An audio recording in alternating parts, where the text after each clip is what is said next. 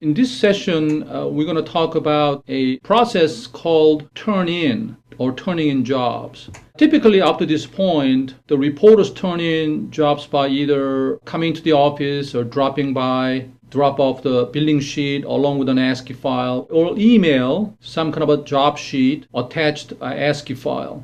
The job sheet is either prepared by hand or using CAD software or word processor, whichever way you prepare that worksheet.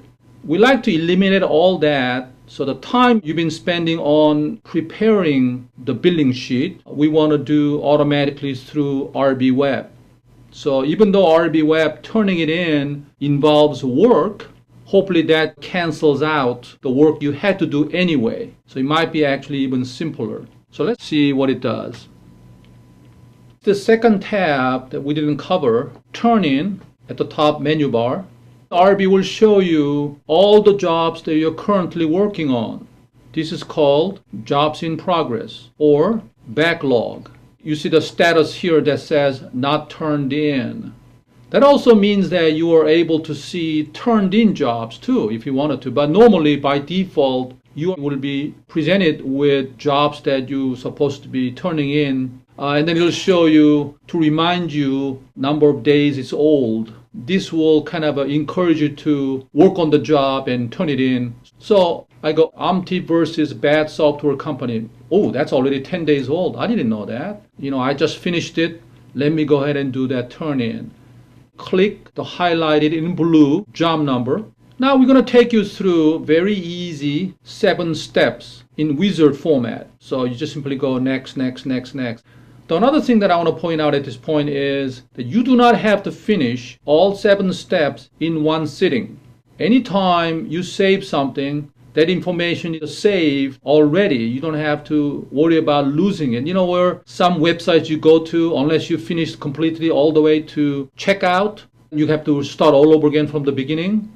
Well, this is not the case. So any screen you save and go to next, information will be saved. So next time you come back, you can just pick up where you left off.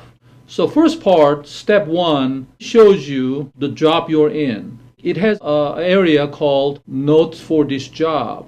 So if you want to make any kind of a general remarks about this entire job, you can put it in here. Don't put the notes for each witness. So if you have 2 witnesses showed up at the job, you will have an area that you can put in special notes about each witness later. This is for the entire job. And then you simply go next. Now the second step, we like to know how many witnesses were there. It's called add witnesses. So we go new. The witness name will automatically come up, Yong Lee, PhD. That is the name that calendar person put in. So you have a chance to fix the spelling or exact name of witness should be on a PDF transcript. This is the time you can change them.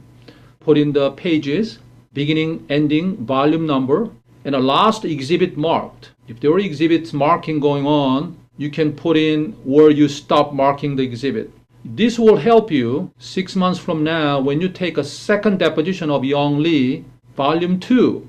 You can pick up where you left off exhibit marking. If the actual start time, end time is important, then you can specify it here. If this was like a video or video conferencing. Now you can put in notes for this witness, detailed instruction for production and billing that they need to know about. Go save. And there's my 1 witness, Yong Lee, PhD. If there are more witnesses, keep clicking new buttons until you enter all the witnesses who are present at the depot. When you're done, go next.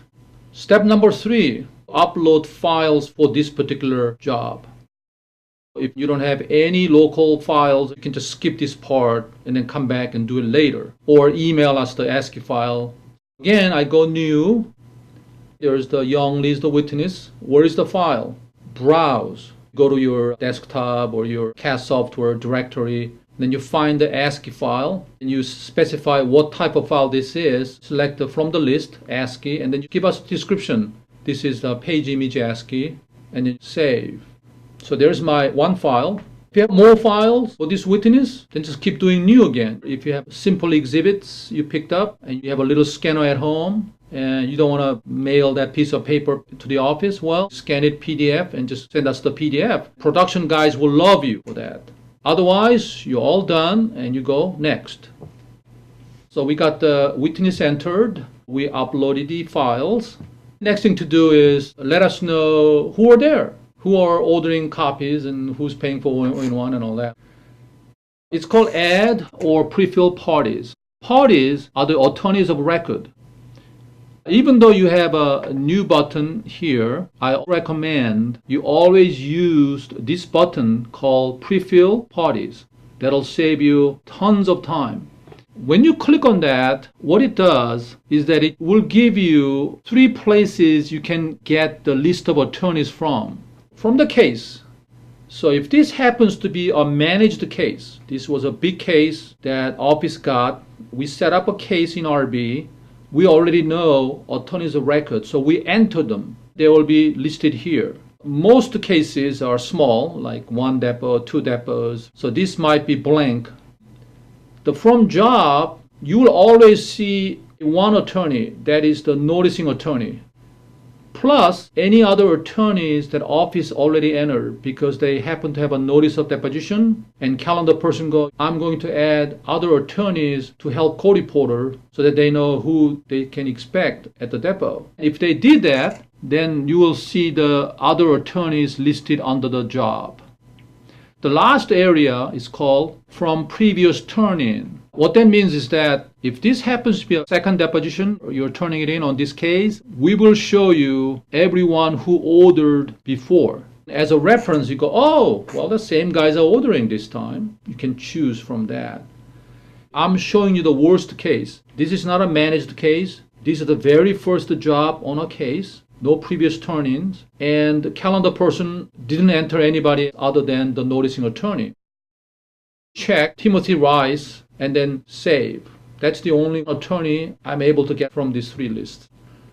So far, I got 1 attorney entered, but the original says no. So first thing I want to do before I start entering the other attorneys, I like to edit. So you hit the edit button, which is like a pencil. Then you will say, this guy is paying for original, check. Then you save that again. Because my pre-fill parties didn't give me any other attorneys, I go new. So new party, who is the firm? Now there is the lookup button. Looks like a magnifying glass. Click on that, and then it'll take you to a window where you can search through all the firms in our database. Type in part of the name. You can type any part of the law firm name. You can type Steiner, you can type Chapman, you can type Chap, you can type Mann, you can type Berg. It'll find it. If it's a Smith, we have a 5,000 Smiths, then you can narrow it down into a city. Search. We found 4 firms matching the description. Click the blue highlighted name to select that particular firm. If the firm is not in our database, then you will be adding as a new firm. I selected it, Berg Steiner Chapman LLP. Once you select the firm, it'll bring up every single attorney that is in the firm. So you select from the drop-down Daniel Berg. And you also tell us by checking the box, same as a sold to. That means that the attorney didn't say, don't send us the invoice, send the invoice to Liberty Mutual Insurance Company or Microsoft Corporation. I know they rarely do, and it is not your job to know that. But if you happen to have instruction about who to bill, then you can also tell us that. Otherwise, 99% of the time, you'll mark that same as a sold to. It means that the guy who's ordering the product are the same guy who will get the invoice. And then you select all the witnesses. This time we only have 1 witness, Young Lee, but in case you have a multiple, you can pick and choose which witnesses this client is ordering. Sometimes they go, I don't want that lay testimony, I only want the expert testimony. So you can pick and choose when you have a multiple witnesses. Otherwise, it'll be always selected for you. Then you save. Okay, we got 2 attorneys entered here. So this job will be ON2. So Timothy Rice is paying for original and 1. Daniel Berg is a copy attorney. To make it simple, let's say it's ON2. So I'm done. Go next. Step 5, so we're almost through. It's called orders screen. Simply it shows you kind of a recapping. It'll show you the witness, Young Lee, and all the firms that are ordering Young Lee's transcript. Only time that you will do something in this screen will be in case this is a rush job or expedited job. Let's say, oh, you know what, this Timothy Rice, he told me he wants the transcript in 3 days, expedited. Go pencil, edit, and then in the rush type drop down, this might not be exactly the way your rush type might be, but typically in Southern California, they charge for every single day. Yours might be different. Yours might say 3 to 5, 6 to 9. Pick whatever rush type is in the drop down so that now this original will be charged 3-day rush rate. So that might be the only thing that you might have to do in step 5.